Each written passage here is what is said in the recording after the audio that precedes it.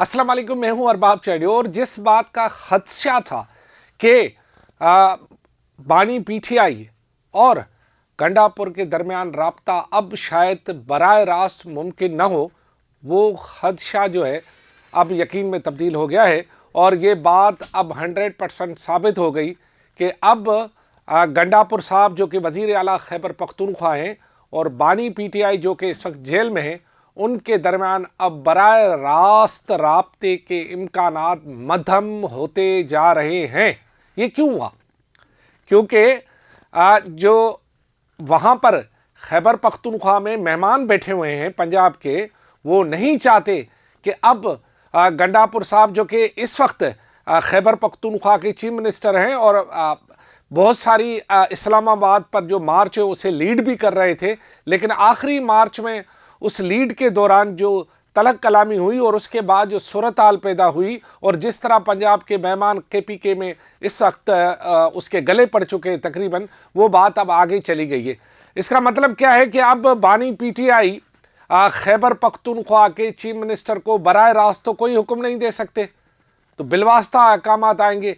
इस बात की कौन तस्दीक करेगा कि ये बात बानी पीटीआई ने ही की है जो कि गंडापुर साहब को बताई जा रही है।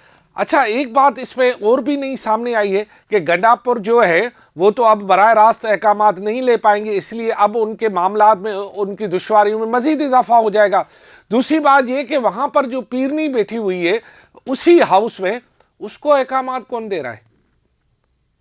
ये बात बड़ी दिलचस्प है कि पीरनी तो नहीं मिलने जा रही इस वक्त, तो जो मिले हैं बाकी लीडरशिप मिली है, जो है चेयरमैन मिले हैं, बाकी लीडरशिप मिली है।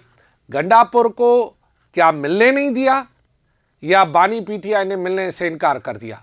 ये बहुत अहम सवाल है। इस बात को ज़रा गौर कीजिएगा इस बात पे कि पीटीआई के बानी ने उससे मिलने से इनकार किया या फिर किसी जो बीच वाले हैं उन्होंने ही जो है इसका रास्ता रोका और जो है गंडापुर को बानी पीटीआई से मिलने नहीं दिया। क्या ये बीच वाले ही हैं जो बुशरा बीबी को अहकामात देते हैं और बुशरा बीबी उन्हीं के ही कहने पर दूसरों को अहकामात जारी करती है?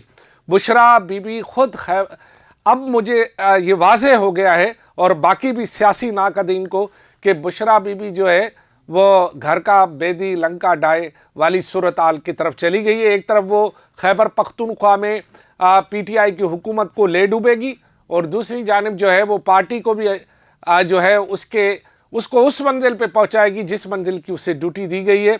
ये नई ड्यूटी, उन्हें मुबारकबाद भी देना चाहूँगा कि उसको नई ड्यूटी मिल गई है। और ये नई ड्यूटी जो है, क्योंकि आपको पता हो कि जो दो बड़ी तहरीकों हैं, दोनों का ऐलान जो है ना जो है पीटीआई के चेयरमैन ने किया है, न जो है बुशरा बीबी ने किया है, न गंडापुर ने किया है। दोनों बड़ी तहरीकों का ऐलान जो है वो बानी पीटीआई की बहन अलीमा खान ने किया है। इससे आप अंदाज़ा लगा सकते हैं कि कौन किससे राब्ते में और कौन किसके कहने पे चल रहा है।